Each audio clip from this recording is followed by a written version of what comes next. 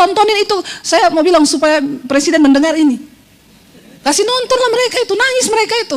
Lalu mereka mungkin bisa tobat jadi nggak korupsi.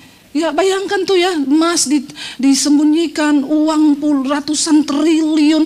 Sementara dulu ini kemerdekaan bangsa yang diperoleh dengan darah, air mata. Saya nangis saudara, lihat itu orang-orang tua diinjak sama ya itu, lalu mereka ditindas begitu rupa. Dan akhirnya bangkit seorang pahlawan, dia bilang kita harus bela bangsa ini sampai titik darah yang terakhir. Karena apabila hati seseorang berbalik kepada Tuhan, maka Tuhan akan memerdekakan dia. Dan jika anak Allah yang memerdekakan kamu, maka kamu sungguh-sungguh merdeka. Silahkan duduk. Haleluya. Shalom. Saya percaya saudara, Tuhan bersuka cita melihat ada anak-anak muda yang mau sungguh-sungguh bangkit untuk mencari dan menggenapi kehendak Tuhan. Karena tidak banyak hari-hari ini anak muda yang mau mencari Tuhan. Tapi kalau kalian dipilih sore hari ini ada di sini, itu artinya engkau berharga dan engkau menjadi target Tuhan. Amin. Tepuk tangan buat Tuhan saudara. Iya, saya pengen hari-hari ini kita harus tahu apa yang kita kejar di dunia ini.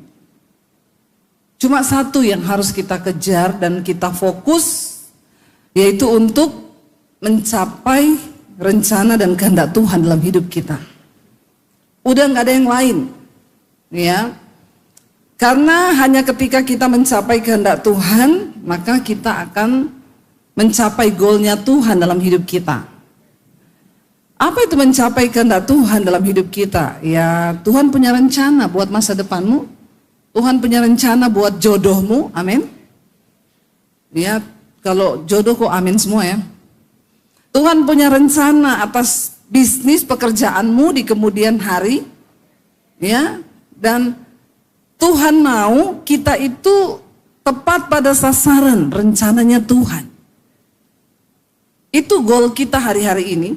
Saya berdoa supaya nggak ada yang miss, nggak ada yang salah, tetapi kita mau mencapai seperti anak panah yang dipanahkan tepat mencapai titik di tengah. Seperti itu hari ini kita harus mengejar kehendak Tuhan. Kita baca dulu firman-Nya Efesus 5 ayat 17. Tadi saya sedikit sampaikan juga kepada anak teen ayat ini, tapi kita hanya ambil yang bagian 17. Efesus 5 ayat 17 berkata, baca bersama. Sebab itu janganlah kamu bodoh, tetapi usahakanlah supaya kamu mengerti kehendak Tuhan. Dengan kata lain, siapa orang yang bodoh di hadapan Tuhan itu? Bukan orang yang nggak kuliah tinggi. Orang bodoh di hadapan Tuhan bukan orang yang nggak sekolah tinggi. Orang yang bodoh di hadapan Tuhan adalah orang yang tidak mengerti kehendak Tuhan. Bilang kanan kirimu, orang bodoh itu, bilang orang yang nggak ngerti kehendak Tuhan. Ya, ngomongnya serius ya. Orang bodoh itu orang yang tidak ngerti kehendak Tuhan. Amin. Jadi sepintar apapun kamu, sehebat apapun kamu, sekolah tinggi, S1, S2, S21, S23 udah kayak Samsung. Kalau kamu nggak ngerti kehendak Tuhan atas hidupmu, maka di mata Tuhan kita ini bodoh.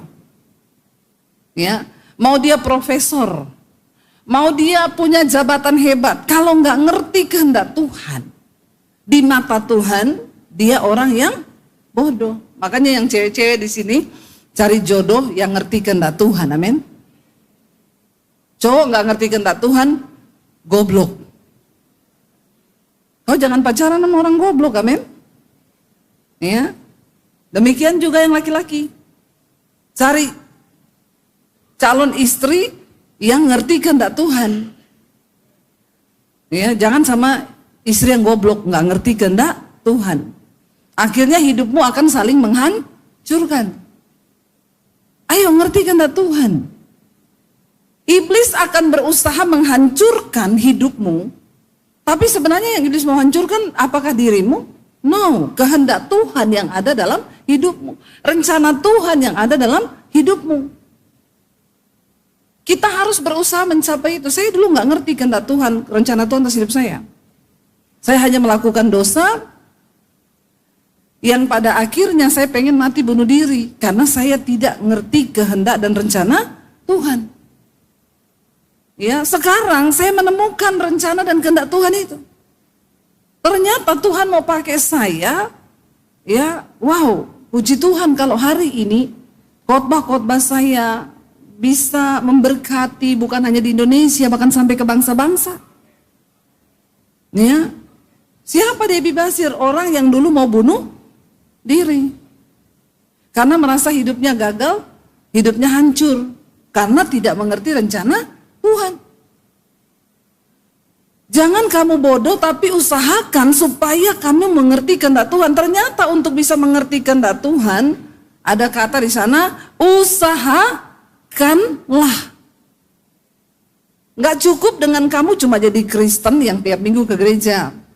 Nggak cukup cuma jadi Kristen yang ikut ibadah youth aja. Nggak cukup cuma jadi Kristen yang pelayanan, yang melayani dengan baik-baik. Kamu tidak lebih hebat daripada yang tidak melayani. Mana pemain musik, singer, worship leader, duduk dengar firman Tuhan. Karena kamu nggak lebih hebat daripada yang ada di sini. Kita menjadi hebat waktu kita tahu kehendak Tuhan atas hidup kita. Ya, makanya saya tadi bilang kalau masih umur belasan, di bawah 20, jangan pacaran dulu. Amin. Ya, karena kamu belum tahu tujuan hidupmu apa, kau belum tahu, bahkan jati diri aja belum punya. Bagaimana bisa kau pacaran dengan jati diri yang belum ada, yang belum punya tujuan?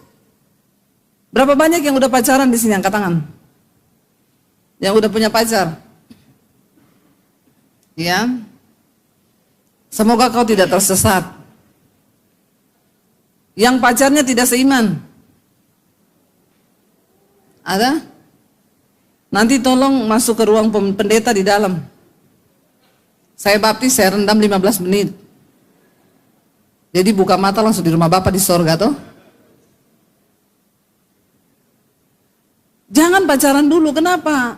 Sangat riskan, berbahaya. Kau belum ngerti. Bahkan tujuan hidupmu aja kau belum tahu. Jati dirimu aja belum terbentuk, kau belum tahu jati dirimu. Bagaimana mungkin engkau membangun hubungan yang kau sendiri nggak tahu? Amin apa amin? Tujuan orang pacaran itu untuk apa? Yang sudah pacaran tadi angkat tangan? Siapa? Coba boleh dijawab nggak? Tujuan pacaran itu apa? Ada yang bisa jawab? Dapat sepeda loh di bawah. Ada yang bisa jawab tujuan pacaran itu apa? Ayo, angkat tangan terus jawab ya. Tujuan orang berpacaran itu apa? Yang belum pacaran juga nggak apa-apa, jawab aja. Ini penting loh. Bayangkan tujuan pacaran aja nggak tahu. Terus kenapa kau pacaran? Nah ini banyak anak-anak Kristen yang bodoh. Ya bodoh, nggak tahu tujuannya apa tapi ngapain lu pacaran? Buang waktu, buang pulsa, buang pikiran, buang energi. Siapa yang bisa jawab coba? Tujuan dari pacaran apa? Ada? Ayo, jangan takut salah. Kalau saya salah, saya nggak hukum, nggak ada yang hukum. Satu orang aja, saya cuma butuh satu jawaban aja. Ayo dong, anak muda tuh harus berani berpendapat. Ada yang bisa jawab tujuan pacaran itu apa? Perlu bikin seminar ini. Apa tujuan pacaran? Nikah. Tujuan pacaran itu nikah. Jadi kalau sudah punya pacar udah pasti itu dinikahi. Oh belum. Terus ngapain pacaran? Apalagi kalau sudah pegang-pegang lihat yang di belakang. Apa tujuan pacaran?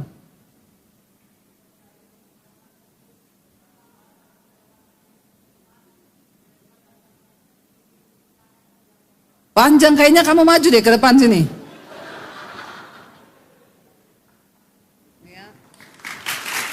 Ada mic nggak? Kasih dia mic.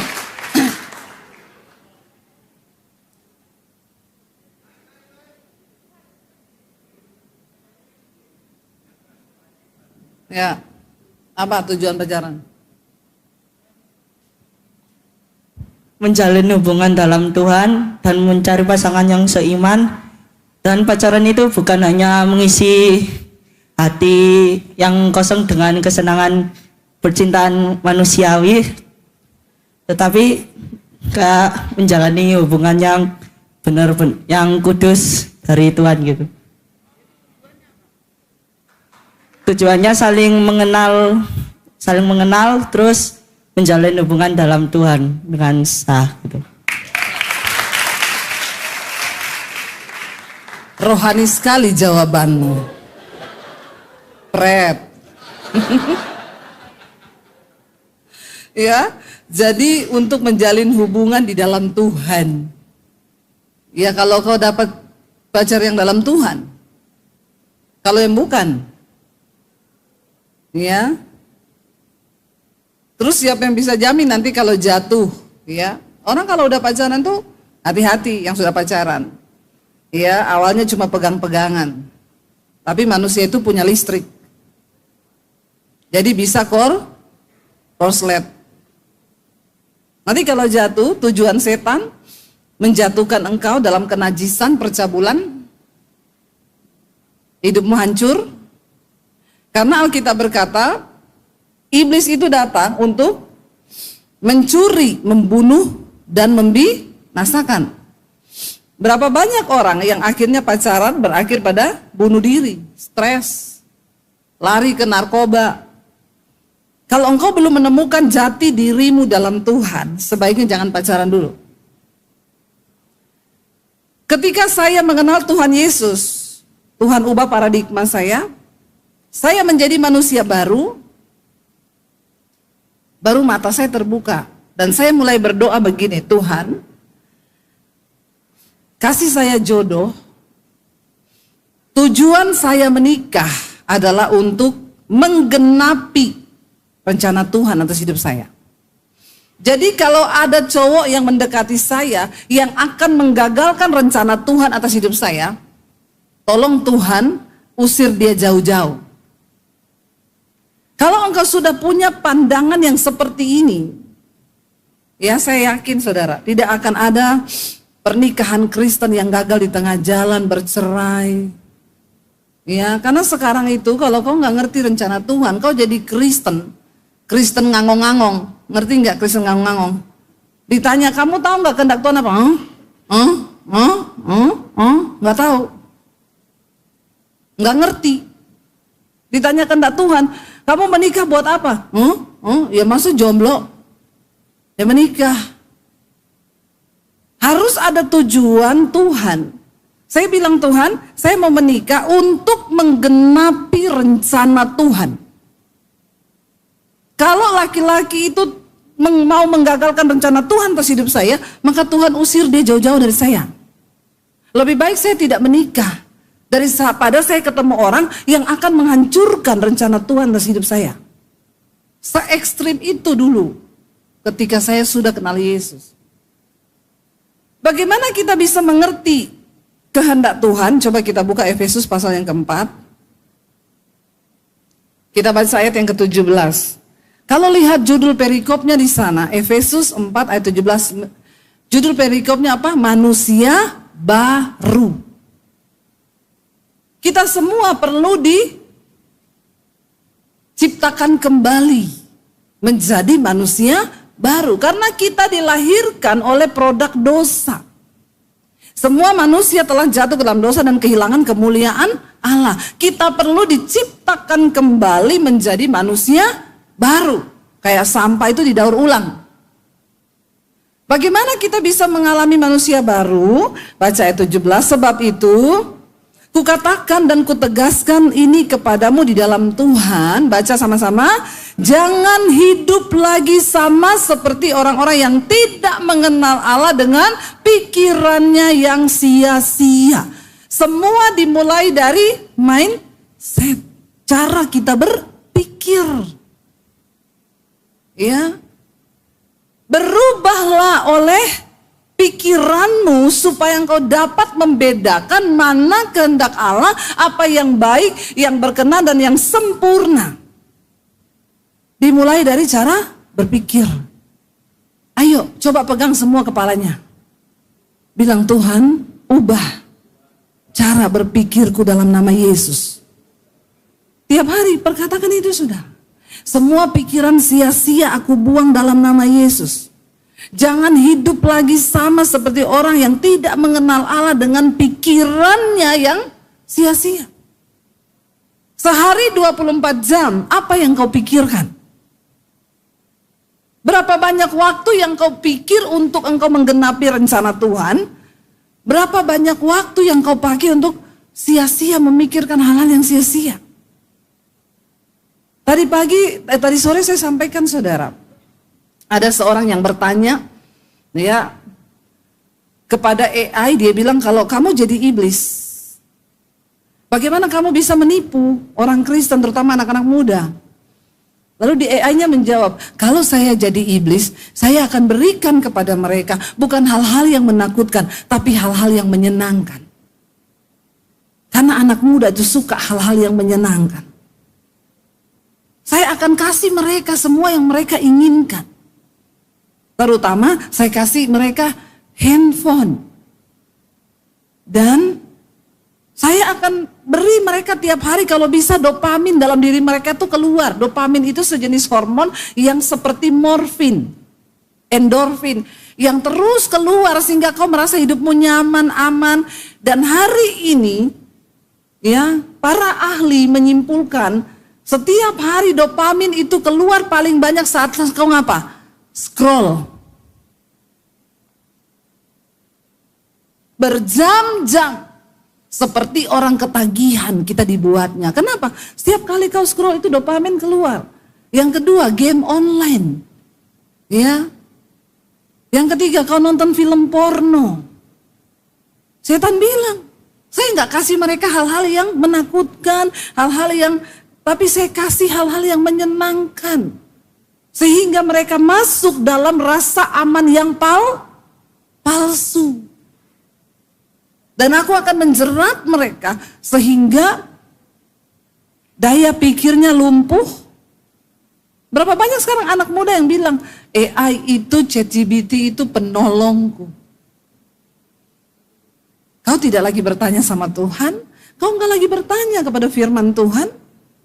Perlahan mulai tergantikan, sudah orang enggak baca Alkitab, semua apa-apa tanya sama ChatGPT, AI sekarang bisa. Bahkan tanpa kita sadari, hidup kita sekarang dipimpin oleh algoritma kan. Pernah nggak kamu berpikir gini, saya baru berpikir loh, tiba-tiba muncul. Pernah nggak? Pernah ya? Kita baru berpikir nih. Saya nih baru berpikir ketika sakit di sebelah kiri saya pikir gini, apa saya ini kena batu empedu ya? Tiba-tiba besoknya muncul. Obat batu empedu tiap hari muncul. Saya bilang setan benar ya ini ya. Sering loh begitu. Baru mikir apa nih? Baru mikir ini tiba-tiba muncul. Itu sering banget loh. Dan saudara pikir itu biasa. Jangan terlalu bergantung. Hari ini kau harus sadari itu. Firman Tuhan bilang semua dimulai dari cara berpikir. Pikirkanlah semua yang baik, yang adil, yang manis. Pikirkanlah firman Tuhan. Taruh banyak firman di otakmu. Karena firman itu yang akan memimpin hidupmu. Jangan kita hidup lagi sama seperti orang-orang yang tidak mengenal Allah dengan pikirannya yang sia-sia. Apa yang kau pikirkan hari-hari ini? Setiap hari saya memikirkan Tuhan, apa yang bisa aku lakukan untuk aku menyenangkan Engkau Tuhan. Apa yang bisa saya lakukan supaya satu saat ketika Tuhan datang, saya tidak kedapatan, tidak melakukan apa-apa untuk Tuhan. Satu kerinduan saya, Tuhan aku pengen ketika Tuhan datang, Engkau berkata bahwa Engkau berkenan kepadaku. Itu yang setiap hari saya pikirkan, saudara. Saya selalu bertanya, Tuhan apakah ketika Engkau datang, aku ini terpilih menjadi anak-anak yang kekasih, menjadi hamba yang setia, yang melakukan apa yang menjadi kehendak Tuhan. Setiap malam saya bertanya. Setiap malam saya merenung, kalau hari ini kiamat, kalau malam ini Tuhan datang dan terjadi pengangkatan, apakah aku masuk di dalam orang-orang yang akan diakui oleh Tuhan bahwa aku layak Itu loh yang selalu saya pikirkan, saudara. Saya kadang bingung melihat orang yang hidup tanpa pernah mau tahu isi hati Tuhan. Tanpa pernah mau tahu apa kehendak Tuhan. Jangan terlalu berani hidup tanpa engkau memikirkan apa yang menjadi kehendak Tuhan dalam hidupmu, dalam masa mudamu. Karena sekali engkau terpeleset, saudara, ingat, iblis tidak memberikan engkau hal-hal yang menakutkan hari-hari ini. Tapi iblis kasih hal yang menyenangkan. Menyenangkan. Kenapa saya melarang kamu pacaran sebelum engkau tahu tujuan dari pernikahan? Supaya kau tidak jatuh. Banyak orang Kristen pacaran tidak kudus, akhirnya jatuh melakukan dosa. Hidup dalam kenajisan. Kalau engkau sudah hidup dalam kenajisan, hancur. Engkau tidak mungkin bisa berpikir untuk melakukan kehendak Tuhan. Yang kau pikir tiap hari cuma seks, seks, dan seks. Kamu yang terikat dengan film porno, cepat tinggalkan. Jangan biarkan setan itu mempengaruhi pikiran. Dengan hal-hal yang najis. Pikiran yang sia-sia hari-hari ini. Bertobat, saudara. Kau lihat tanda zaman kita ini benar-benar ada di penghujungnya akhir zaman. Gak main-main. Perang demi perang terjadi. Ya, sesuatu yang besar di depan kita. Ayo, tidak ada pilihan lain selain hidup melakukan kehendak Tuhan. Ayat yang ke-18 berkata, baca bersama, dan pengertiannya yang gelap jauh dari hidup persekutuan dengan Allah karena kebodohan yang ada dalam hati mereka dan karena kedegilan, kekerasan hati mereka. Jangan mau dikuasai oleh kebodohan. Apa itu kebodohan? Kau tidak mengerti kebenaran, kau tidak mengerti firman Tuhan. Ayat 19, baca bersama. Perasaan mereka telah tumpul sehingga mereka menyerahkan diri kepada hawa nafsu dan mengerjakan dengan serakah segala macam kecemaran. Jangan melakukan itu semua. Karena kau tidak akan pernah bisa mengerti kehendak Tuhan kalau engkau hidup dalam hawa nafsu. Apa itu hawa nafsu? Nafsu itu baik, Tuhan ciptakan dalam diri manusia. Kalau nggak ada nafsu, kita juga nggak bisa hidup. Ya, nafsu makan, ya itu baik. Tapi sehari makan 3 kali, itu normal. Kalau sehari makan 6 kali, itu hawa nafsu. Bertobat, amin. Apa-apa mau dimakan, itu hawa nafsu. Karena sekarang banyak anak muda itu mati muda. Ya, masih umur belasan, udah cuci darah. Kenapa? Makanan nggak bisa kuasai mulut. Semua dimakan, yang manis-manis dimakan, yang racun-racun dimakan, ya. Perhatikan apa yang kau makan. Banyak anak muda sekarang, ya, umur 21 tahun, kena stroke. Kenapa? Kau nggak bisa kelola hidupmu. Makannya rakus, tidurnya tengah malam, begadang. Yang tidur di atas jam 12, siapa di sini angkat tangan? Nah ini, ya. Kau sedang merusak tubuh, ya. Kita ini punya organ dalam badan kita ini, Tuhan ciptakan, itu bekerja ada jamnya. Liver itu buang racun jam 9 malam. Ya, harus dalam keadaan tidur, kalau enggak rusak livermu. Saya bilang, saya dulu waktu kecil belum ada handphone, belum ada TV. Setelah saya SMA itu baru ada TV. Jadi masa muda kami dulu, masa anak-anak kami itu sehat bener. Ya, jam 8 udah tidur. Udah gelap, ya. Jangankan mall, jangankan handphone, belum ada. Makanan pun belum ada yang racun-racun. Kenapa hari-hari ini banyak anak-anak muda mati muda? Karena ya gaya hidup. Karena kau tidak menyadari bahwa tubuhmu itu bait Allah. Dirusak dengan hawa nafsu, makan tidak terkontrol. Tidur itu nafsu Tuhan kasih. Tapi kalau engkau tidur yang normal itu kan 8 jam. Ya, kalau orang dikuasai hawa nafsu tidur terus. Ya, itu hawa nafsu. Seks itu juga nafsu Tuhan ciptakan. Baik supaya manusia bisa berkembang biak. Dan itu kudus buat suami istri. Tapi setan menipu hari-hari ini anak muda rata-rata jatuh dalam hawa nafsu seks. Ya, sehingga melakukan banyak cara. Bersinah. Melakukan hal-hal yang tidak pantas, bahkan Laki-laki melakukan kemesuman dengan laki-laki. Saya berdoa di sini nggak ada boti-boti, amin. Jangan ada boti di antara kita. Ya, Tuhan menciptakan itu normal. Adam dan Hawa, bukan Adam dan Eben. Ya, jadi bertobat. Nggak ada lesbi. Sekarang banyak loh lesbi. Ya, perempuan sama perempuan. Dan lesbi zaman now itu bukan model-model kayak saya gini, rambut pendek, tomboy. Ternyata rambutnya panjang. Dan di kalangan mahasiswa. Di kalangan mahasiswa sekarang udah nyata-nyata. Pacaran, cewek sama cewek. Ngeri dunia sekarang ini.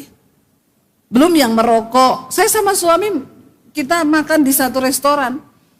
Selesai makan, anak-anak muda yang remaja itu keluar. Saya pikir mau ngapain. Semua begini. Nggak ada asapnya sih. Tapi semua merokok ternyata.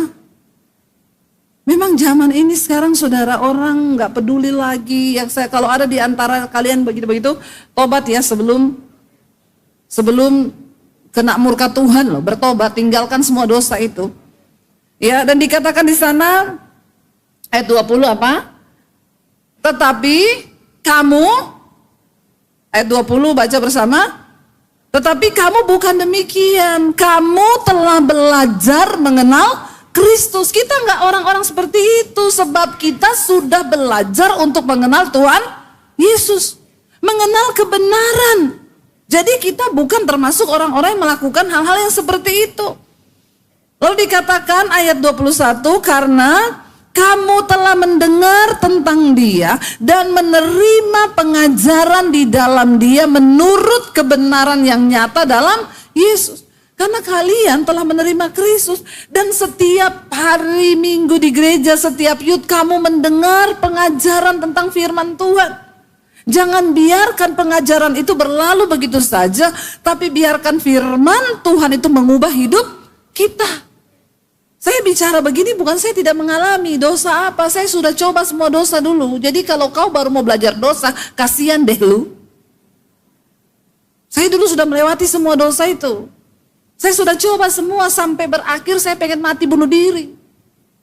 Tahun 95 saya pengen mati mengakhiri hidup saya. Karena ternyata dosa tidak membawa damai sejahtera. Dosa membuat saya akhirnya pengen mati. Kau pikir setelah kau dibujuk iblis melakukan dosa dan itu hanya begitu saja? No. Setan akan berusaha menguasai engkau dan membujuk. Dia datang untuk mencuri, membunuh dan membinasakan. Jangan main-main. Sekali kau masuk dalam jeratnya, kau gak akan pernah bisa keluar kalau bukan karena kasih karunia Tuhan. Datang berserah di kaki Tuhan. Saya ngomong begini karena saya pun pernah mengalami dan ayat ini benar banget. Setelah saya menerima Tuhan Yesus, saya mendengar tentang Dia, menerima pengajaran di dalam Dia.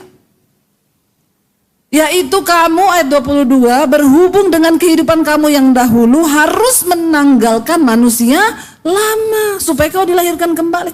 Yang menemui kebinasaannya oleh apa? Nafsunya yang menyesatkan. Supaya engkau bisa menerima dan mengerti kehendak Tuhan. Ayo berubah.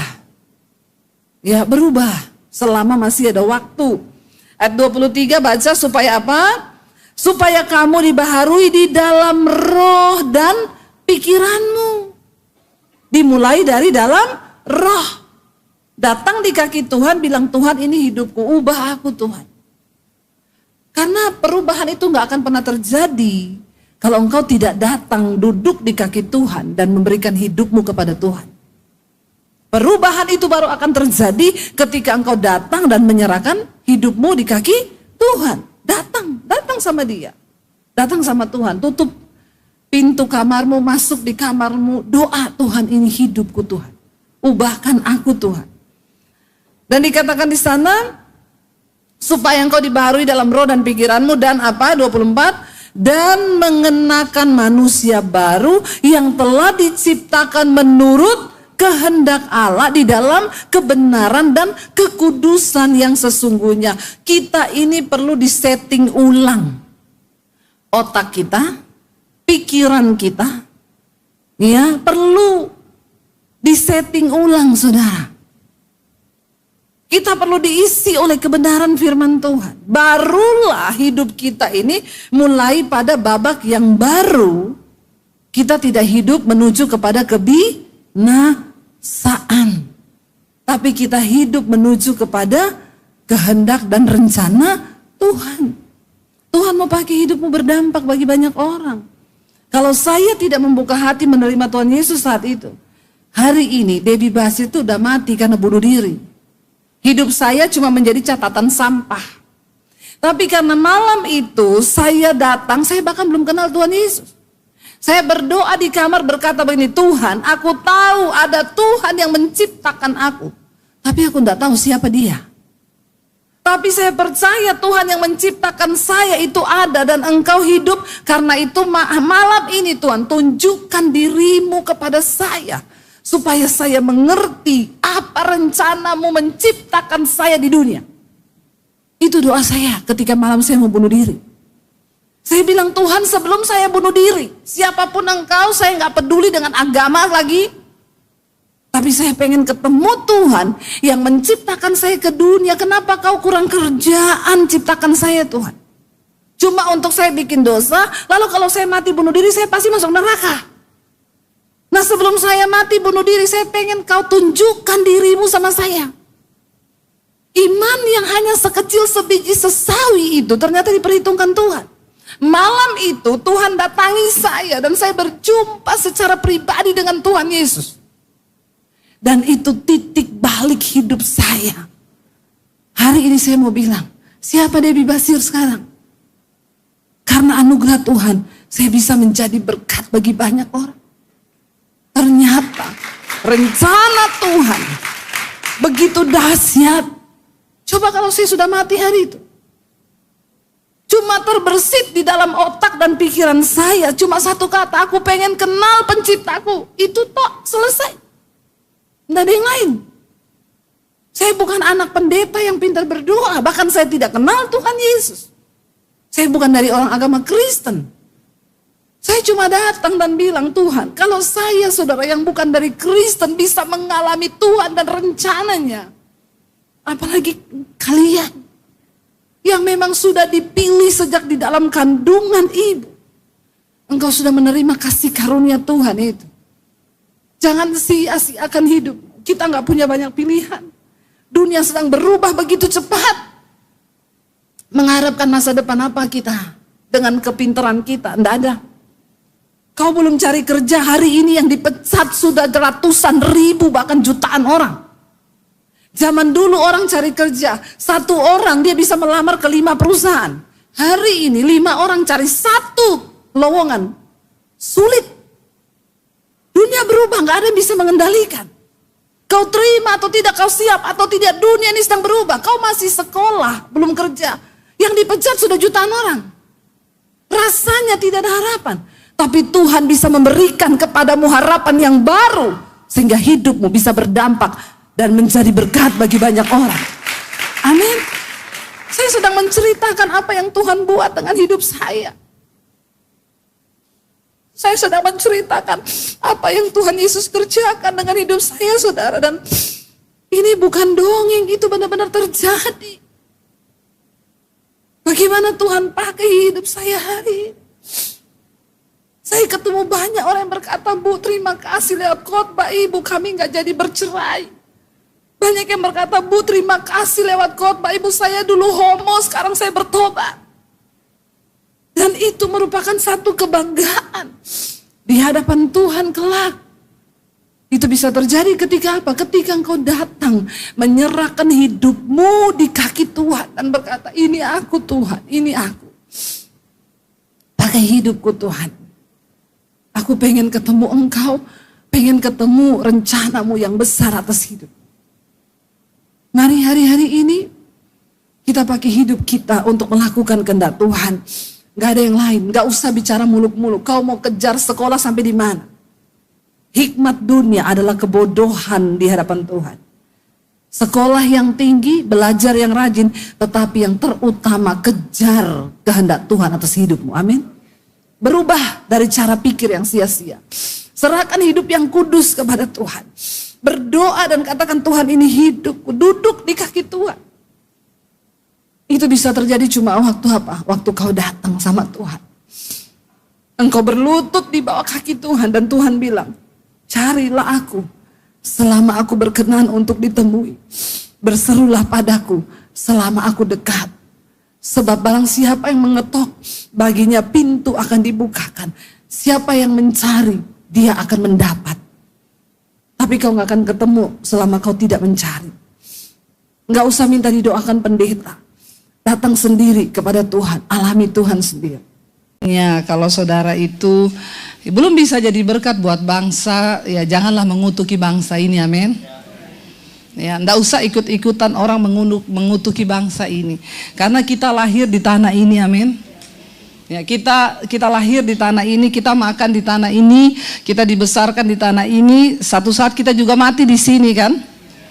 Ya, atau ada yang mau mati di negara lain? Ya, jadi cintai bangsamu, amin. Ya, apapun keadaannya, ya mari kita belajar untuk mencintai bangsa ini dan melakukan apa yang Tuhan suruh, yaitu melepaskan berkat. Memang kalau nonton berita, ya sakit hati enggak? Ya sakit hati juga sih ya, lihat bagaimana pejabat-pejabat ini tuh, aduh ya rasanya ya korupsinya nggak main-main, ya simpenannya juga nggak main-main ya. Ya, yang disimpan artis, yang disimpan emas, ya, dolar gitu ya. Sementara yang lain banyak yang hidup berkekurangan. Tapi ya berdoa. Ada ibu-ibu yang bilang, Bu, saya tuh stres sama suami saya. Kenapa? Tiap pagi dia buka berita, terus dia marah-marah sepanjang hari. Dia nonton berita korupsi, dia nonton berita ini. Saya bilang, Ibu pecahin aja tuh TV. Iya, ngapain gitu loh, yang korupsi dia, yang masuk neraka kau. Iya kan? Ya banyak yang sakit, tapi jangan ikut-ikutan sakit kita, amin. Berdiri menjadi berkat ya. Dan bulan Agustus seringkali kita memperingati sebagai bulan kemerdekaan. Ya, mari kita merdeka di atas bangsa ini. Dan tema firman Tuhan hari ini adalah Roh Allah dan kemerdekaan Kristen. Apa hubungannya? Ya, jangan sampai kita keluar-keluar merdeka padahal kita sendiri belum. Ya, kita keluar-keluar nih di atas bangsa ini. Ya, padahal kau jadi anak muda, tidurmu bangunnya siang. Ya, tapi kau keluar-keluar. Ya, pemerintah harus begini. Kau kerja aja kagak. Kadang-kadang orang itu banyak mulut memang. Ya, yuk kita nggak usah terlalu peduli lah. Maksudnya ya memang kita jengkel, tapi yuk tunjukkan aja lah hidupmu seperti apa. Berdampak nggak di bangsa ini. Jangan cuma teriak-teriak, berkoar-koar, tapi kita sendiri tidak melakukan sesuatu. Ya, berdoa aja tidak. Ya, kerja tidak, pengangguran. Tapi kita menuntut sesuatu. Yuk kita dari diri kita sendiri dulu yuk. Dan hari ini kita mau belajar. Mari buka bersama 2 Korintus pasal 3 ayat 17. Firman Tuhan dikatakan di sana 2 Korintus 3 ayat yang ke-17. Sebab Tuhan adalah dan di situ ada Tuhan adalah roh. Dan di mana ada roh Allah, di situ ada ya, tapi tidak semua ternyata orang Kristen itu hidupnya ada roh Allah. Makanya banyak yang belum merdeka. Ya. Nah, kita akan memahami dulu sekarang apa sih arti kemerdekaan itu yang sesungguhnya dalam Kristus. Di dalam kekristenan. Buka bersama Yohanes ayat pasal yang ke-8 mulai ayat 30. Tuhan Yesus berbicara kepada ya semua orang banyak yang ada di situ. Yohanes 8 ayat 30 sampai 36 kita baca bersama. 1, 2, 3. Setelah Yesus mengatakan semuanya itu, banyak orang menjadi percaya kepadanya.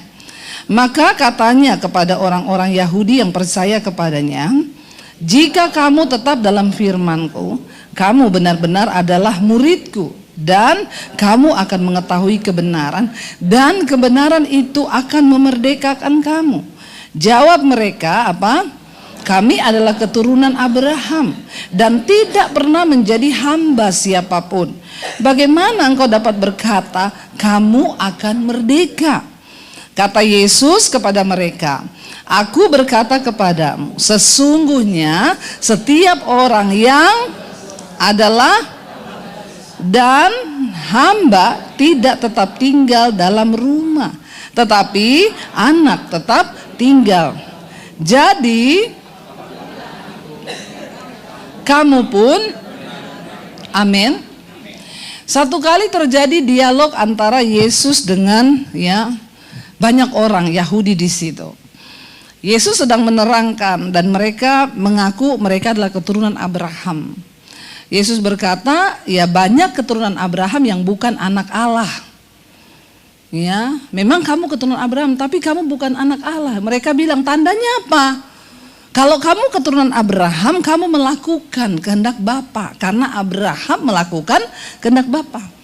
Tapi kamu ingin membunuh aku, kamu menyalibkan aku, berarti kamu tidak melakukan kehendak Bapa. Walaupun kamu keturunan Abraham, tapi kamu bukan anak Allah. Lalu banyak orang menjadi percaya kepada Kristus. Dan lalu ketika mereka percaya, Yesus mengutarakan lagi begini, kalau kamu itu tetap dalam firman-Ku, maka kamu benar-benar adalah murid-Ku. Dan kamu akan mengetahui kebenaran, dan kebenaran itu akan memerdekakan kamu. Lalu mereka protes lagi.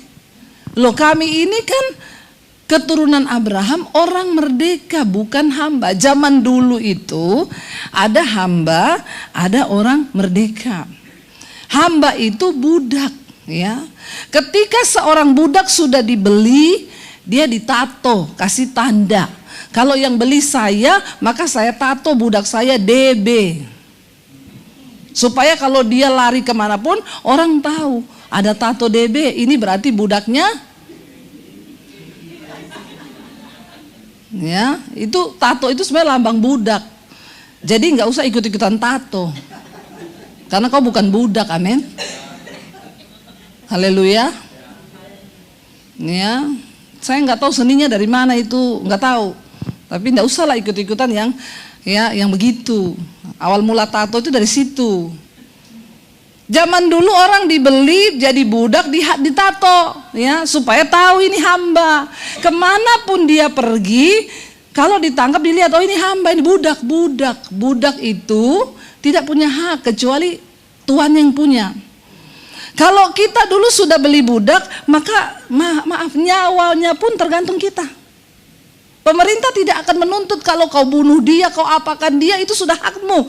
Bayangkan dulu budak itu kehilangan hak atas hidupnya. Itu sampai di situ. Nah, mereka ini merasa mereka keturunan Abraham, bukan budak. Dari dulu stratanya itu memang orang merdeka, orang yang diberkati, dan tidak ada keturunan mereka yang jadi budak. Mereka protes dong waktu Yesus bilang, maka kebenaran itu akan memerdekakan kamu. Mereka marah, kami ini bukan budak, kami orang merdeka. Terus kamu bilang kami akan dimerdekakan dari apa ini? Dan Yesus berkata begini kepada mereka, jawab mereka, kami adalah keturunan Abraham dan tidak pernah menjadi budak siapapun. Bagaimana engkau dapat berkata kamu akan merdeka? Kata Yesus kepada mereka, aku berkata kepadamu, sesungguhnya setiap orang yang berbuat dosa adalah hamba.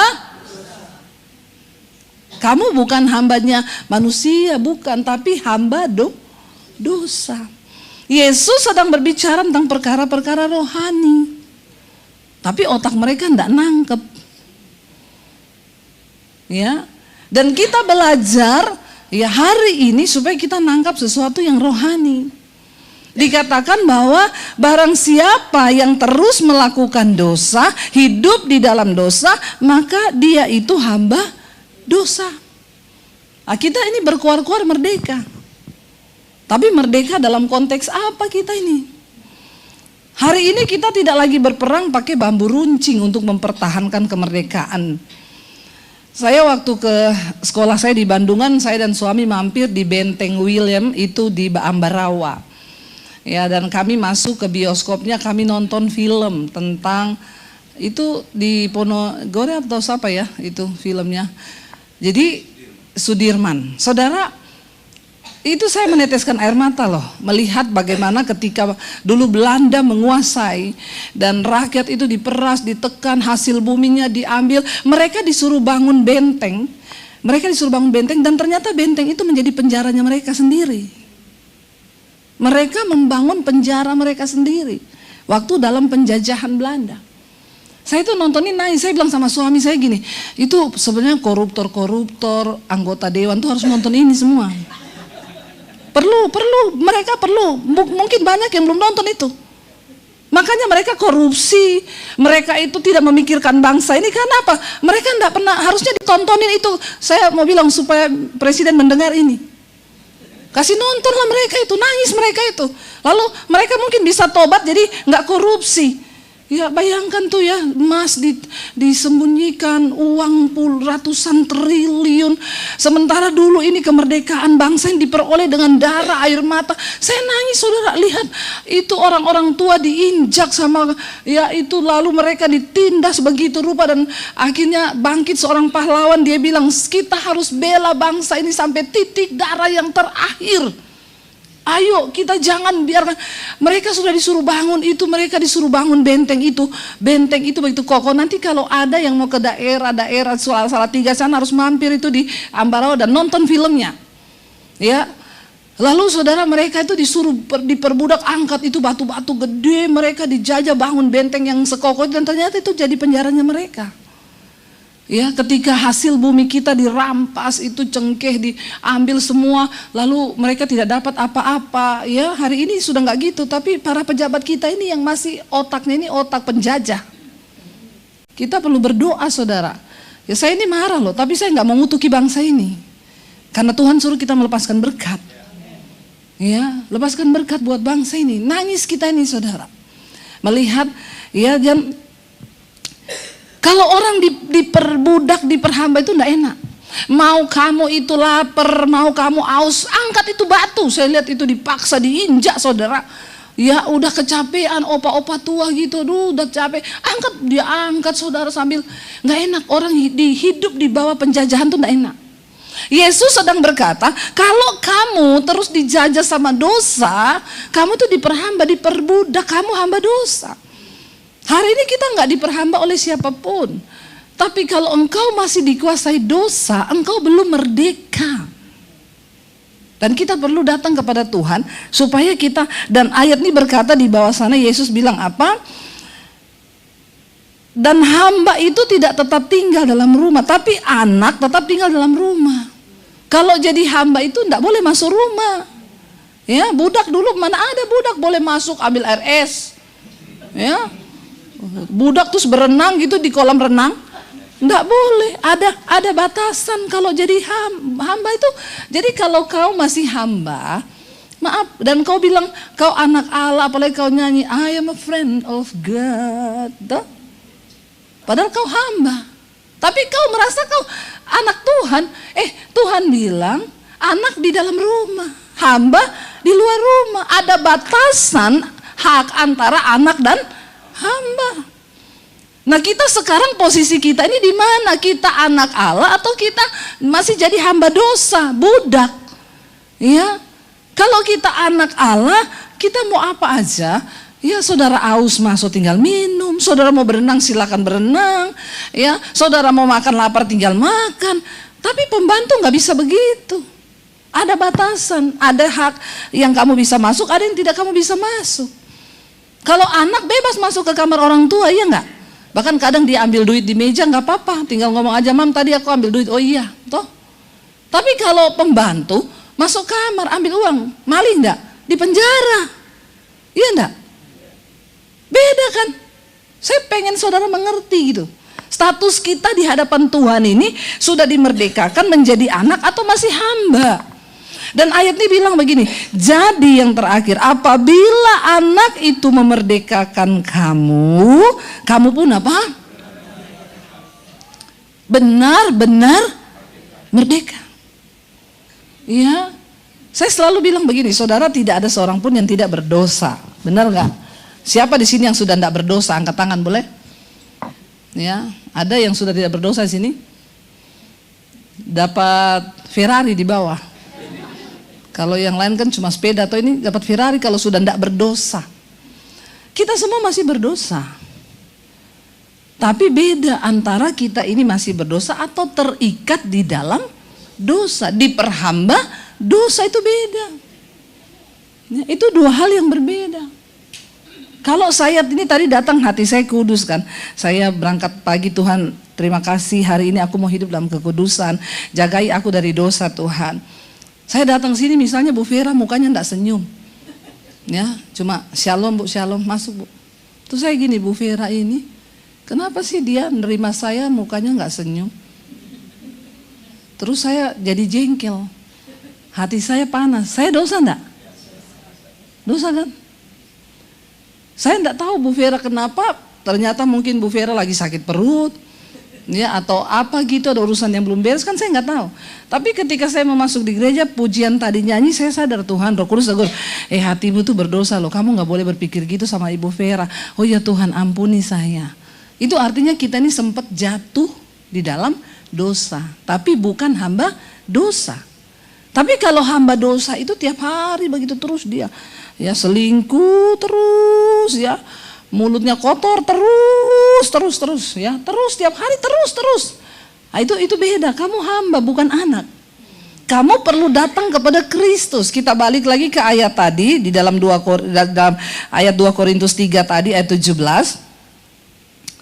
Sebab Tuhan adalah roh dan di mana ada roh Allah, di situ ada kemerdekaan.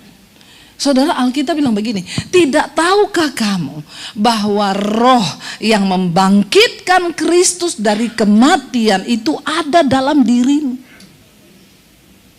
Coba pikir baik-baik, wow enggak? Roh yang membangkitkan Kristus dari kematian itu ada dalam diri kita ini. Enggak? 3 kali wownya. Itu baru wow. Ya, wow. Kan? Saya kalau pikir-pikir ayat itu, iya ya, roh yang membangkitkan Kristus dari kematian di kita ini. Terus kau bilang saya enggak bisa lepas rokok. Hello. Amin. Kau bilang saya enggak bisa lepas narkoba. Saya enggak bisa lepas ini, saya masih itu. Itu terlalu. Kristus aja dibangkitkan dari dunia orang mati loh. Sama roh itu yang ada dalam diri kita itu. Terus kita nggak bisa lepas rokok. Itu bukan nggak bisa, kau nggak mau. Kau yang nggak mau. Kalau engkau masih terikat dosa, itu bukan karena Tuhan nggak mau. Bukan karena Tuhan nggak mampu, tapi kau yang tidak mau. Kedaginganmu, hatimu. Lalu bagaimana supaya kita ini bisa merdeka? Saya pengen kita baca ya. Tadi 2 Korintus 3 kita mulai dari ayat 14 ya. 2 Korintus 3 mulai dari ayat 14. Orang kalau belum dimerdekakan ya, ayat kita 2 Korintus 3 ayat 14 ya. Baca 1, 2, 3. Tetapi pikiran mereka telah menjadi tumpul, sebab sampai pada hari ini selubung itu masih tetap menyelubungi mereka. Jika mereka membaca perjanjian lama itu tanpa disingkapkan, karena hanya Kristus saja yang dapat menyingkapkannya. Bahkan sampai hari ini, setiap kali mereka membaca kitab Musa, ada selubung yang menutup mata hati mereka. Amin. Orang-orang yang belum dimerdekakan itu ada selubung yang tutup, sehingga kamu baca Alkitab bolak-balik juga tidak ngerti, tidak tersingkap. Ya, karena ada selubung yang menutup itu. Ya, baca perjanjian lama, baca perjanjian baru, ya, enggak tersingkap. Ayat firman Tuhan tuh enggak tersingkap. Kita enggak pernah baca Alkitab terus gini, wow banget ya. Yes, amin Tuhan. Terus kita dapat kuasa gitu. Saya tuh kalau baca satu ayat dan langsung, yes, banget, dapat banget nih. Ya, makanya saya waktu saya bertobat terima Tuhan Yesus, ya, saya itu tidak diinjili oleh siapapun.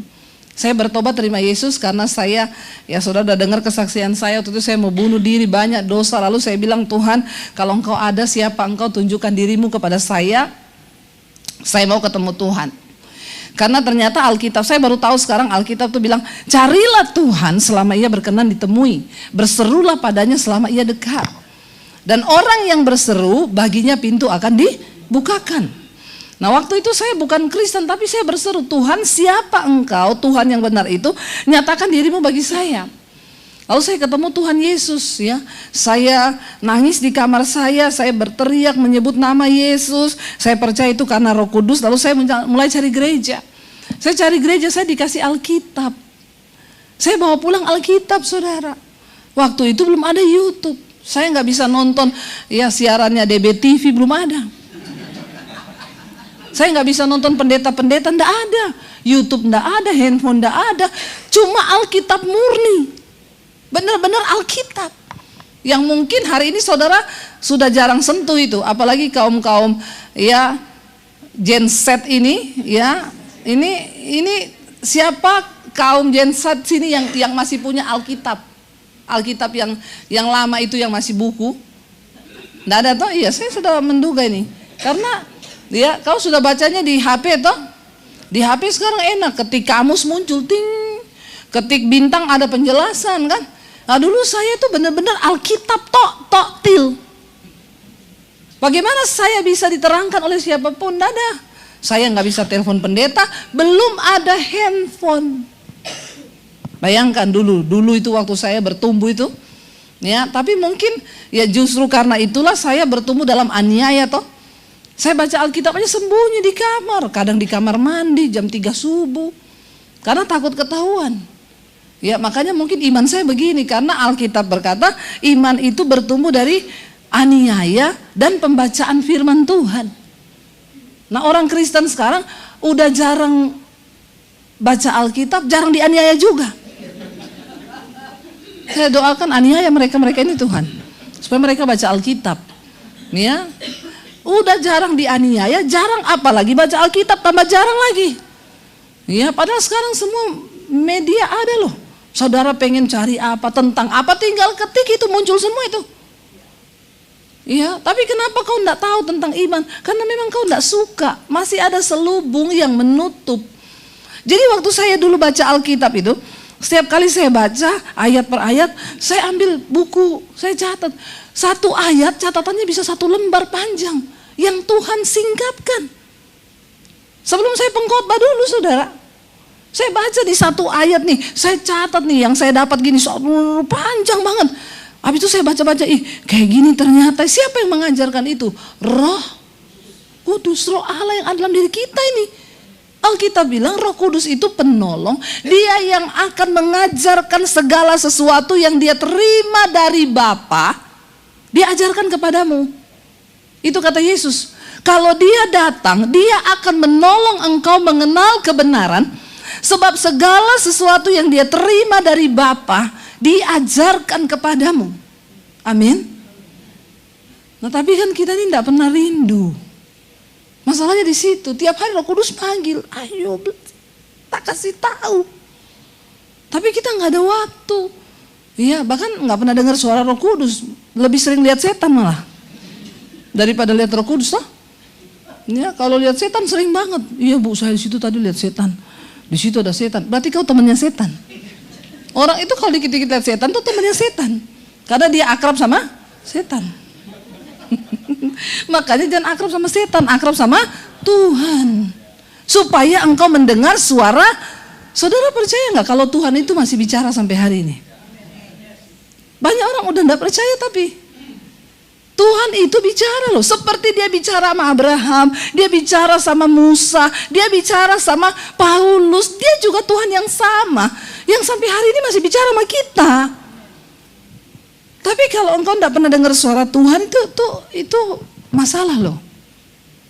Ya, saya bicara suara Tuhan bukan saudara. Bagaimana ya suara Tuhan? Terus saudara berdoa di kamar, terus saudara berharap ada asap, terus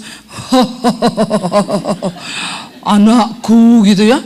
Terus muncul asap putih gitu, ada kakek-kakek berjanggut, terus kau bilang, Tuhan, bukan, aku anggur cap orang tua. Lah kau ini pemabok. Terus kau pengen ketemu Tuhan, yang datang anggur cap orang tua. Bukan begitu Tuhan, itu bukan begitu. Nggak usah kau terlalu juga alay lebay gitu ya. Dengar suara Tuhan tunggu asap-asap dulu, enggak. Waktu kau jengkel sama suami, tiba-tiba di hatimu gini, enggak usah jengkel. Mengampuni, itu Tuhan. Itu Tuhan. Ya, tapi kau jengkel terus ada suara begini, pergi saya dari rumah. Itu setan. Setan itu, fix setan. Jangan kau bilang itu Tuhan. Ada orang konseling sama saya, Bu saya mau konseling sama ibu, gimana? Kan ibu udah dengar saya cerai atau iya, terus ibu tahu nggak? Yang suruh saya cerai itu Tuhan, Bu. Saya bilang, kau pulang dulu berdoa ya. Saya nggak mau dengar ceritamu. Dari awal ini kau sudah berhalusinasi, ya? Iya Bu, benar. Yang suruh saya cerai itu Tuhan. Ya, enggak ada. Saudara, segala sesuatu itu yang bertentangan dengan kebenaran dan kebaikan itu bukan Tuhan, itu setan.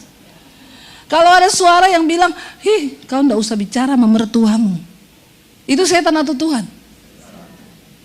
Siapa? Sekali lagi siapa? Biasa aja, enggak usah sambil melirik sama saya. Setan. Ditanya baik-baik, jawabnya setan. Kalau kau tahu bermusuhan sama mertua itu setan yang suruh, kenapa kau masih musuhan sama mertuamu? Nggak usah angkat tangan. Saya tahu ini ada di sini yang musuhan sama mertuanya. Berarti kau hamba setan kalau begitu. Karena Tuhan tuh suruh kita berdamai kan? Ya, mertuamu jahat, ya. Roh Kudus bilang nggak usah marah sama mertuamu. Ya, malah Roh Kudus bilang pergilah ke mertuamu, kasih dia duit, amin.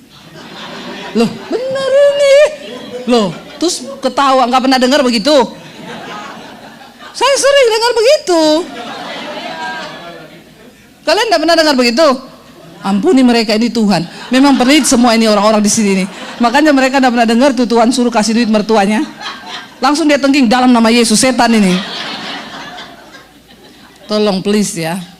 Jangan dibolak-balik itu cerita ini suara Tuhan. Iya, karena di mana ada Roh Allah, di situ ada kemerdekaan. Lalu dikatakan di sana supaya kalau kita itu membaca Alkitab tersingkap sesuatu. Bagaimana caranya? Mau tahu nggak caranya? Angkat tangan. Mau tahu atau mau tahu banget? Ayat berikutnya bilang begini, ini saja, ini rahasianya, buka bersama ayat berikutnya. Tetapi Spirit of the Lord. Ya, ayat yang tadi di 2 Korintus 3 ayat sekarang ya, tetapi ayat 16. Tetapi apabila hati seseorang berbalik kepada Tuhan, maka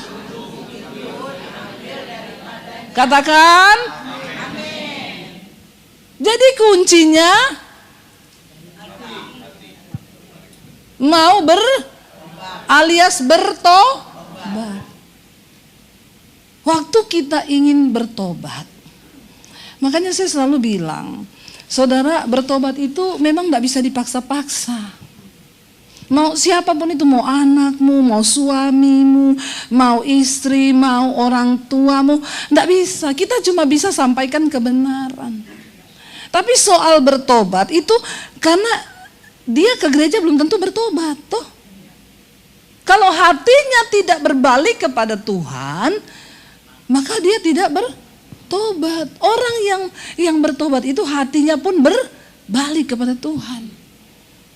Tuhan, aku datang dengan segenap hati, Tuhan. Aku mau bertobat, Tuhan.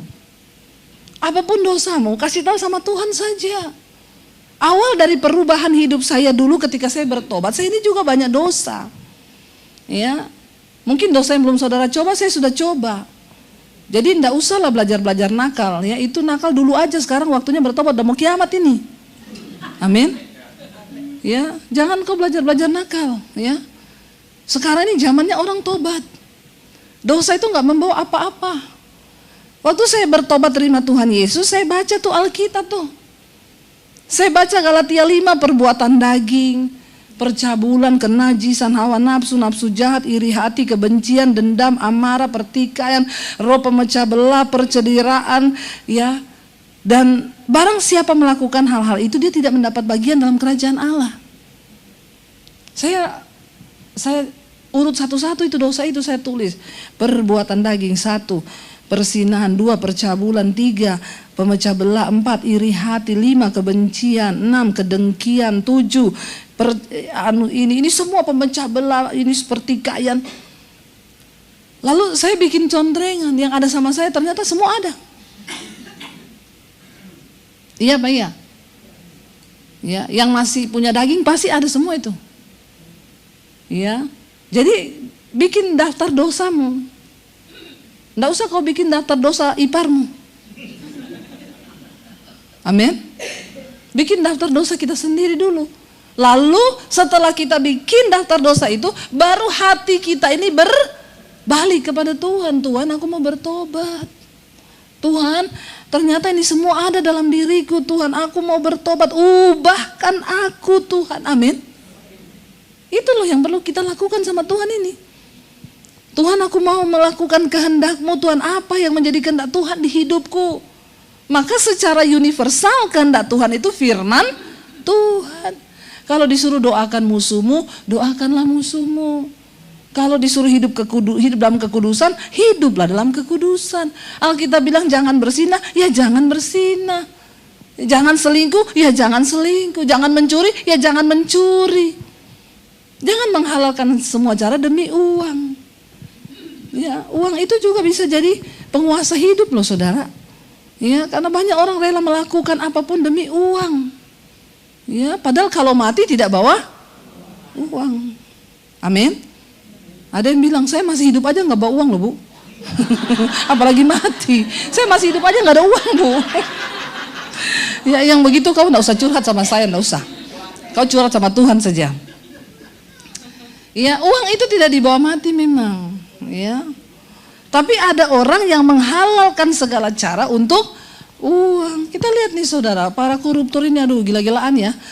Tapi ketika orang bertemu Tuhan Yesus, di Alkitab kan ada orang yang korupsi juga, atau siapa? Bea Cukai itu? Siapa? Lagi diperiksa KPK kan? Siapa? Di Alkitab Bea Cukai, Sakeus, toh?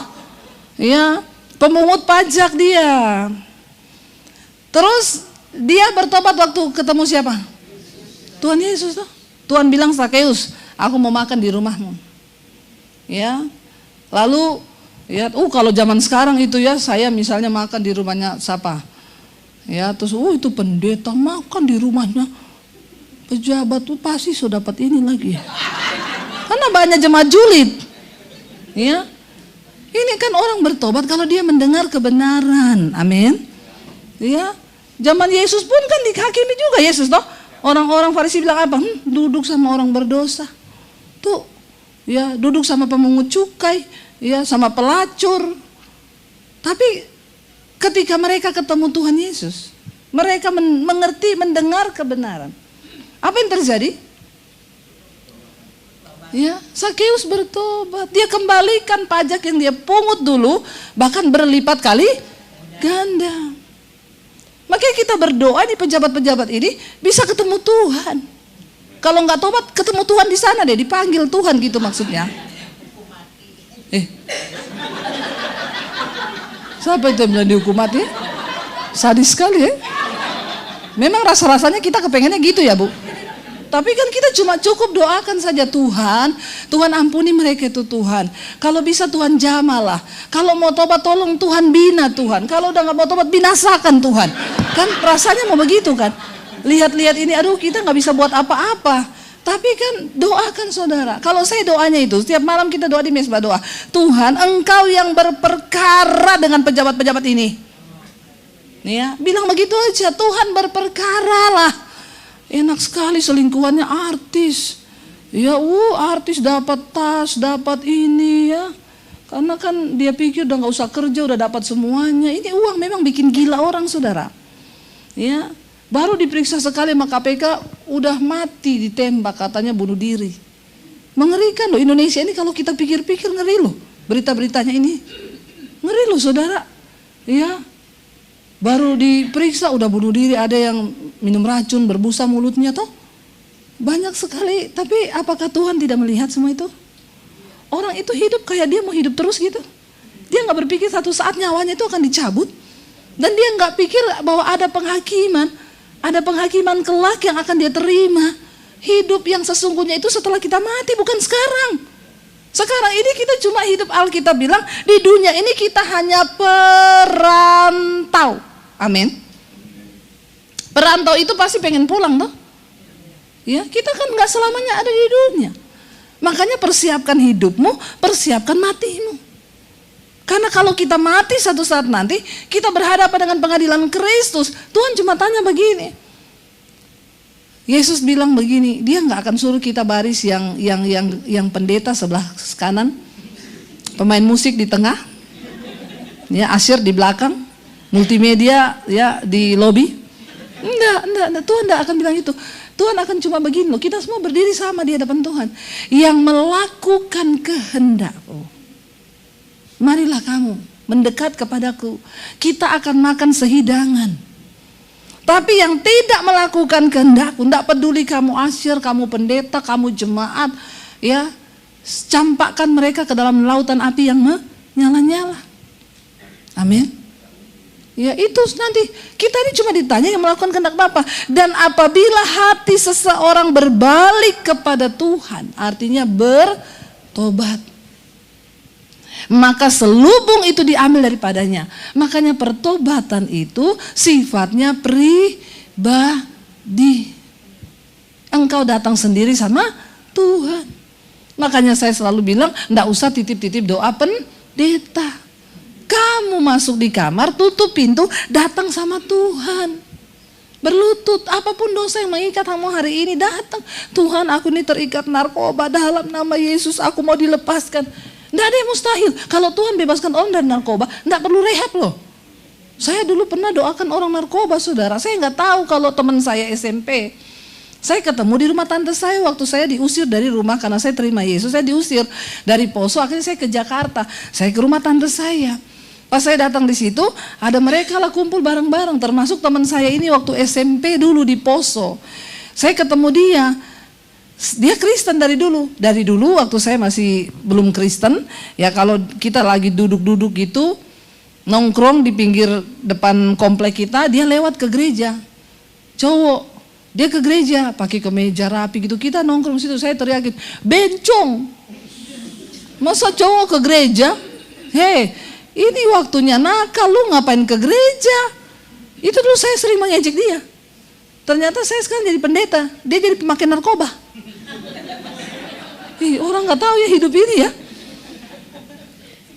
Dalam perjalanan waktu gitu lama, saya ketemu dia. Nah waktu dia mau pulang, saya itu tergerak panggil dia. Namanya Steven, saya mau berdoa buat kamu sini. Ya nggak tahu saya tergerak.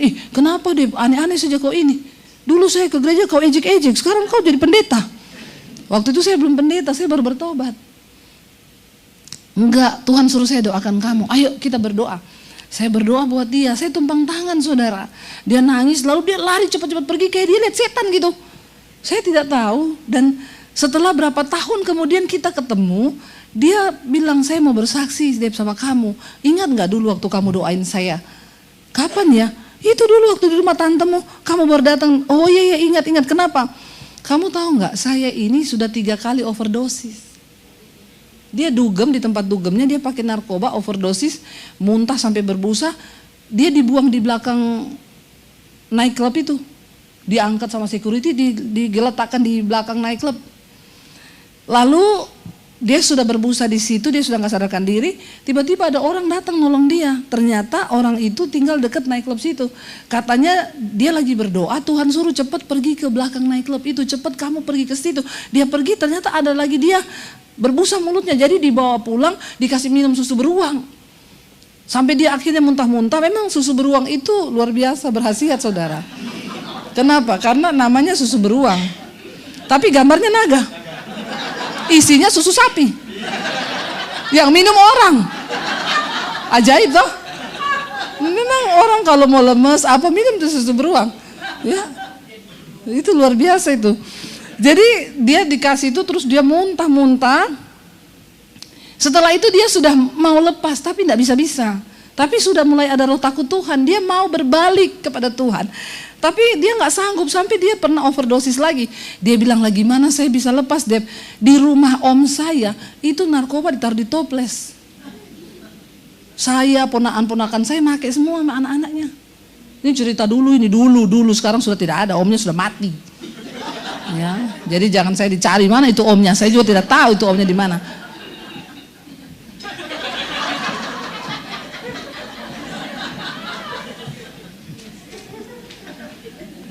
Udah habis waktu tuh ini. Ya, terus sedikit lagi ya. Boleh toh? Boleh? Lalu saudara, dia cerita, lah saya gimana mau lepas? Saya tiap hari suruh Pak make.